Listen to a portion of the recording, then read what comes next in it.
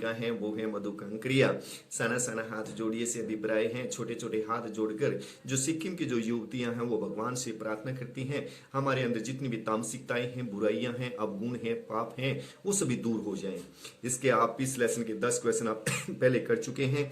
आज 11वें क्वेश्चन से इसकी शुरुआत करते हैं। 11वां क्वेश्चन है कितना कम लेकर ये समाज को कितना अधिक वापस लौटा देते हैं। इस कथन के आधार पर स्पष्ट करें कि देश की आर्थिक प्रगति में इनका अहम योगदान होता है। कितना कम लेकर ये समाज को अत्यधिक लौटा देते हैं, इससे अभिप्राय ये है कि देश की आर्थिक प्रगति में इनका अहम योगदान होता है। देश के बड़े से बड़े संस्थानों के निर्माण करने में इनका अहम योगदान होता है। रास्तों को बनाने के लिए, रास्तों को चौड़ा करने के लिए इनका अहम योगदान होता है। ये अपनी पूरी ताकत से काम करते हैं, अपना पूरा खून पसीना बहा देते हैं। इसके लिए इन्हें कम मेहनताना दिया जाता है, जिससे क्या है इनकी जो आवश्यकता है, दैनिक आवश्यकताएं हैं, वो भी उनकी भी पूर्ति नहीं होती।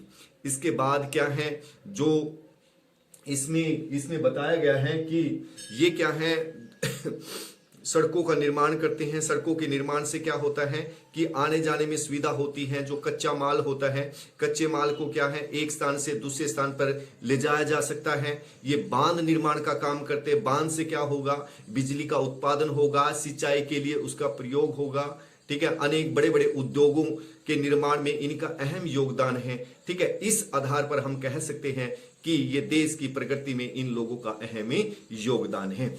इसके बाद है आज की पीढ़ी द्वारा प्रकृति के साथ किस तरह खिलवाड़ किया जा रहा है, इसे रोकने के लिए आप क्या कर सकते हैं। आज की जो पीढ़ी है वो क्या है, भौतिकवादिक हो चुकी है। भौतिकवादिकता के कारण प्रकृति की निर्मम ढंग से हत्या कर रही है, उसका प्रयोग कर रही है। ठीक है, वृक्षों की अंधाधुंध कटाई कर रही है। नदियों में क्या है दूषित जल को छोड़ा जा रहा है। नदियों में क्या है दूषित जल को छोड़ा जा रहा है। और जो उपजाऊ जो भूमि है, उपजाऊ भूमि में क्या है उद्योग धंधों का निर्माण किया जा रहा है। इसके साथ साथ क्या है जो आधुनिक जो उपाय हैं, आधुनिक उपायों के द्वारा, अत्यधिक खाद के द्वारा क्या है जो प्रकृति की जो उपजाऊ जो शक्ति है वो कम होती जा रही है। इसलिए हमें क्या है उनको बचाने के लिए क्या है अधिक से अधिक क्या है वृक्ष लगाने चाहिए।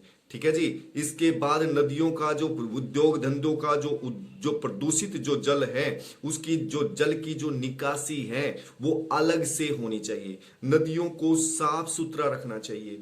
जितने हम वृक्ष काटते हैं उससे दुगने वृक्षों को हमें लगाना चाहिए। तभी क्या है प्रकृति और मनुष्य का संतुलन बना रह सकता है।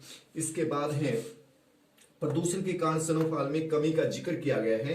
प्रदूषण के कारण कौन कौन से दुष्परिणाम सामने हैं। प्रदूषण होता है जो हमारे जो आसपास जो चारों ओर का जो वातावरण जो दूषित होता है उसको प्रदूषण कहते हैं। प्रदूषण से क्या है मनुष्य के स्वास्थ्य पर बहुत बुरा प्रभाव पड़ता है। प्रदूषण से क्या है मनुष्य के स्वास्थ्य पर बहुत बुरा प्रभाव पड़ता है। इस कारण से हमें क्या है अत्यधिक क्या है वृक्ष लगाने चाहिए। अत्यधिक क्या है वृक्ष लगाने चाहिए।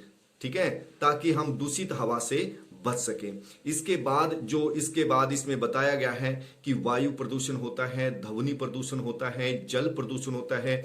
वायु प्रदूषण से क्या होता है कि हमें सांस लेने में दिक्कत आती है, फेफड़े संबंधी रोग उत्पन्न हो जाते हैं। जो ध्वनि जो प्रदूषण है, ध्वनि प्रदूषण से क्या है निरंतर बहरेपन की समस्या बढ़ती जा रही है। जल प्रदूषण से क्या है अनेक प्रकार के रोग उत्पन्न हो रहे हैं। इस प्रकार हमें प्रदूषण से बचने के लिए क्या है उनके उपाय करने चाहिए। कठोर से कठोर नियम बनाने चाहिए ताकि कोई उद्योग धंधों का जो दूषित जल है जो इसमें ना छोड़ सके, वृक्षों की कटाई न कर सके, उपजाऊ भूमि को बंजर न बनाया जाए। ठीक है, उस पर उद्योग धंधों का कम से कम प्रयोग हो। इस प्रकार के हमें नियम बनाने चाहिए।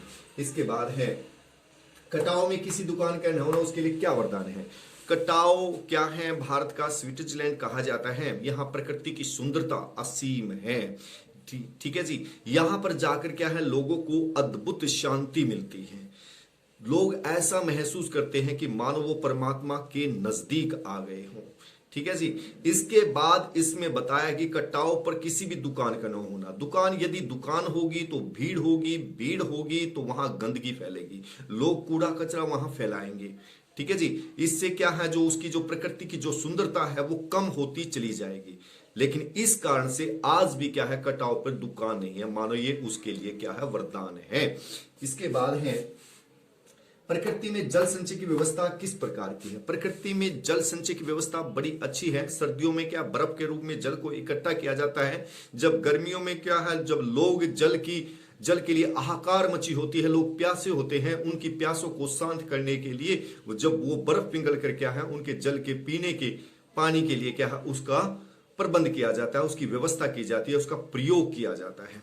इसके बाद है देश की सीमा पर बैठे फौजी किस तरह कठिनाइयों से जूझते हैं, उनके प्रति हमारा क्या दायित्व है। देश की सीमाओं पर बैठे जो फौजी हैं वो अनेक प्रकार की कठिनाइयों से जूझते हैं, अनेक प्रकार की कठिनाइयों से जूझते हैं।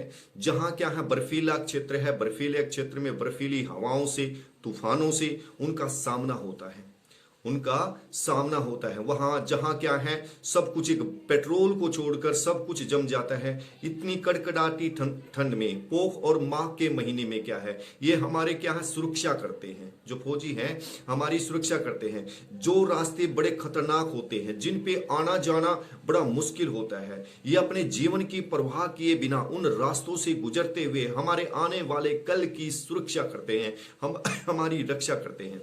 और हमारा भी इनके प्रति उत्तरदायित्व होना चाहिए। हमें इनके परिवार की खुशहाली के लिए प्रयत्न करना चाहिए, ताकि ये बेफिक्र होकर क्या है, देश की सुरक्षा कर सके, देश की सुरक्षा कर सके। हमें देश के अंदर क्या है, शांति बनाए रखनी चाहिए, भाईचारा बनाना चाहिए, सार्वजनिक संपत्ति को किसी प्रकार का नुकसान नहीं होना चाहिए। ये हमारा अहम योगदान।